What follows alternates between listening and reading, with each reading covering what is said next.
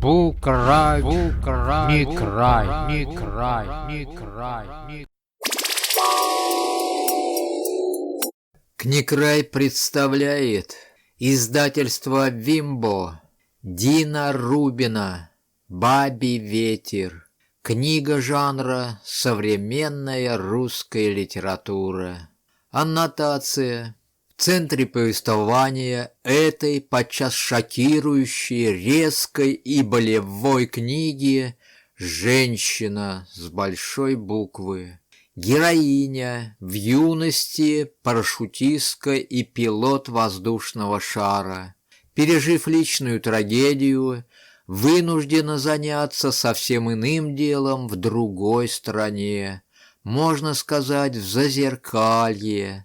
Она косметолог, живет и работает в Нью-Йорке. Целая вереница странных персонажей проходит перед ее глазами, ибо по роду своей нынешней профессии героиня сталкивается с фантастическими, на сегодняшний день почти обыденными гендерными перевертывающими, с обескураживающими, а то и отталкивающими картинами жизни общества. И, как ни странно, из этой гирлянды, по выражению героини, коллег вырастает гротесковый, трагический, ничтожный и высокий образ современной любви. Это повесть, в которой нет ни одного матерного слова, должна бы выйти под грифом 18+, а лучше 40+, ибо все в ней настолько обнажено и беззащитно, цинично и пронзительно интимно, что во многих сценах краска стыда заливает лицо и плещется в сердце. Растерянное человеческое сердце, во все времена отважно и упрямо мечтающее только об одном — о любви. Длительность аудиокниги 11 часов 7 минут 59 секунд. А далее аудиофрагмент. Послушайте, как озвучила книгу сама автор Дина Рубина. Панорамы физиономий и судеб. В эту кипящую кастрюлю только руку запусти, что угодно выудишь, от царевны-лягушки до зубастого крокодила. К тому же здесь у тебя, у автора, больше возможностей сменить декорации. Твоя героиня, если она не дура, в нужный момент спрячет подальше свой лайсенс косметолога, слово «лицензия» у нас русскоязычных не употребляется, и вытащит из лифчика старенький скромный лайсенс маникюрши и отлично сможет подрабатывать в детском садике. Не удивляйся, это не описка «дедский». Я имею в виду наваристую халтуру в детском садике, дневном клубе для стариков. И это отдельная поэма со своим сюжетом, своими героями, своими драмами и уморительными скетчами оставим на потом. Причем учти, дома для престарелых, где тоже заработок, дай Боже, существенно отличаются от садика. Подробности в свое время. Короче, вперед, забрасывай героиню рискованным десантом в наши края, ибо там и здесь это разные миры, разные производственные отношения, разная мораль, а я готова подрядиться доморощенным Вергилием, дабы таскать ее по всем кругам здешнего рая. Твое дело — наводящие вопросы. Вот интересно, сейчас странно думать, что я видела тебя лишь однажды. Сколько там мы просидели за ужином у Литки? Часа 3, не больше. Я слегка робела. Все ж писатель, человек известный, можно сказать, избалованный вниманием публики. Как ты оживилась, узнав, что я косметолог. Ура, а электронку свою не дадите? Я тут одну повестушку задумала. И позже, когда прощались в дверях. И давай сразу на «ты». Чего там, мы ж ровесницы. А спустя месяца 3 письмо. Не уверена, что вспомнишь меня, Галина. Господи, да я все эти месяцы каждый вечер, как прибегу с работы, сразу к компу, что там в почте. Помнила, какое от тебя шло тепло, чуть ли не родственное, от чужого в сущности человека. Это сейчас уже будто знакомый 1000 лет, и трудно удержаться, чтобы не вывалить на тебя всю свою жизнь. Недавно Лидка на мои восторги по поводу нашей с тобой переписки отозвалась: «Не обольщайся, мол, человек на работе. Тебе, мол, нужен материал для повести, вот ты и настроена на мощный прием, на волну отзывчивости и внимания. Профессионал, ничего не скажешь». Да я все понимаю и не жду, что моя персона тебя приворожит настолько, что до скончания века ты будешь письма мне строчить. Видела, как играет твой зрачок на удачную фразу или там деталь, заметила, как, восхитившись каким-то словцом в разговоре, ты тут же на салфетке его нацарапала. Все понимаю, но эти недели и месяцы нашего поверх континентов и личных биографий разговора, они очень мне дороги, так и знай. Интересный эффект такого дистанционного знакомства. При устном общении я бы сказала, что ты замечательно слушаешь. А вот в нашем электронном случае, как бы это точнее назвать? В такой переписке тоже ведь свой ритм возникает, как пауза в разговоре, или вовремя поданная фраза, или в самую точку вопрос, который хочется обдумать. Все эти недели нашей виртуальной беседы я на какой-то одной с тобой очень короткой волне. Едва мелькнет в голове, что же она помалкивает. Глядишь, минута-другая, и вот оно, твое письмо. Ну, так я о разнице в декорациях. Вспомни парикмахерские салоны в Союзе конца 70-х. Что за хабалки в них работали. Ни подступиться к ним, ни уважать их невозможно. Я ведь уже здесь получала образование. Сначала закончила школу по классу скрипки, извини, маникюра-педикюра, потом высшую школу косметологии. Зарабатывать начинала в таких вот дедовских садиках для стариков.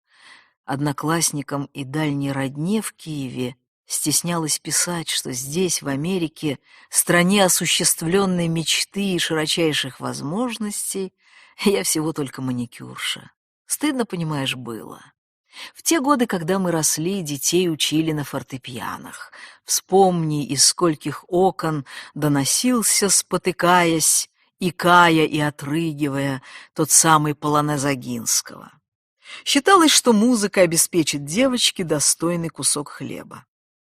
Я и сама отбацала в музыкальной школе 7 своих каторжных лет. Насчет куска хлеба здесь все иначе. К банкиру своему относятся, конечно, теплее, чем к маникюрше. Но банкир запросто пригласит свою маникюршу и на ланч, и на торжественный прием. Куда только меня мои толстосумы-клиенты не приглашали. Устала таскаться. Кстати, важная поправка к твоему последнему письму.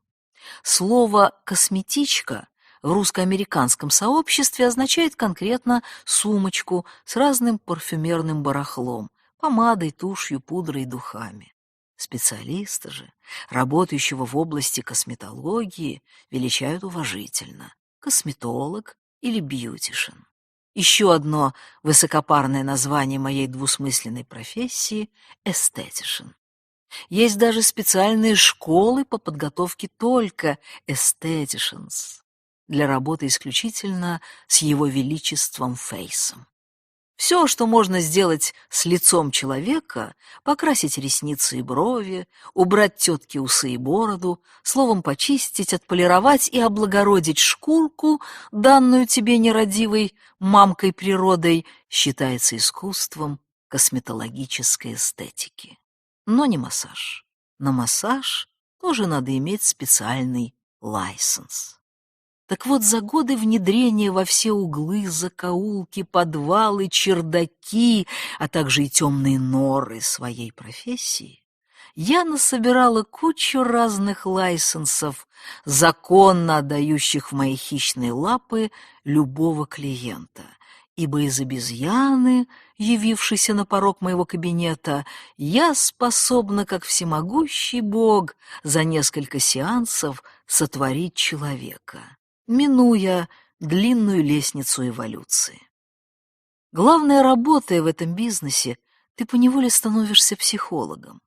Порой достаточно беглого взгляда на человека, чтобы многое о нем понять и рассказать. Я даже научилась определять национальную принадлежность клиента по виду и типу кожи. Сразу вижу ирландцев, немцев, англичан, поляков, ну а про мексиканцев, пакистанцев, китайцев или там индийцев вообще не говорю. Взгляну на кожу клиента и могу описать образ его жизни и качество потребляемой им пищи, а по походке, осанке, потому как несет свой костяк, могу рассказать о характере и даже об интеллекте человека. Иногда думаю, из меня хорошая гадалка получилась бы. Заняться, что ли, этим на старости лет? Извини, что так бестолково тебе помогаю. Сбиваюсь с темы, заскакиваю не в те конюшни, выплескиваюсь из берегов, не сразу отвечаю на вопросы, хотя понимаю, что любая работа, а твоя тем более, требует последовательности. И если уж ты задала вопрос, значит, работаешь как раз над соответствующим отрывком или там главой, как ты это называешь. И разные побочные соображения отступления, размазня и брызги моих мыслей и моей персональной биографии могут тебя только сбивать с толку и раздражать. Но тут уж ничего не поделаешь. Такая я анархистка во всем, что касается собственной жизни. Санек мой бывало говорил: «Опять тебя бабий ветер полощет». Он родом был с Сахалина, в ветрах понимал. Кстати, а ты сама-то знаешь, что это за штука такая бабий ветер? Во многих регионах мира, да-да, прости, потерпи, я уже оседлала любимую воздушную тему, ветра имеют свои имена, соответственно, характеру и привычкам.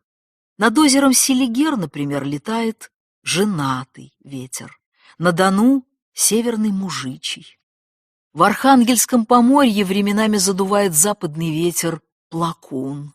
Есть сибирский хиус, зимний северяк, есть байкальский баргузин, который пошевеливай вал, есть кимлач, сильный ветер в бассейне Днестра, кимбур, восточный ветер где-то на побережье Черного моря, есть полный штиль на Азове с именем героини романа Дюма Бунация. Есть западный ветер Понент, есть восточный порывистый ветер Левант, есть гарбий Низовка, что гонит волну, холодная северная Трамонтана. Не знаю я всего, но того, что знаю, хватило бы сейчас страницы на 3 одних лишь перечислений. Я список кораблей прочел до середины, так что остановлюсь. Приплыли. Словом, бабий ветер — это сухой приятный ветерок на Камчатке. На нем бабы сушат белье. В конце весны и летом побережье там практически всегда окутано плотным морским туманом. Волгло, вязко, сыро, так что трудно дышать. Ну и белье, сама понимаешь, не сохнет. Осенью и ранней весной задувают штормовые ветра. Простынку-то они высушат быстро, но заодно и унесут с собой. А веселый такой слегка морозный ветерок редко случается. В месяц считанные дни. Вот хозяйки и ждут его, как манны небесной, и чуть задул, перестирывают все белье в доме, развешивая во дворах, На крышах и балконах вся округа плывет под парусами простыней и пододеяльников, скатертей, портьер, покрывал, платков и шалей, и шары запускать можно под этот благостный нежный ветер, ласковый, трудолюбивый, истинно бабий.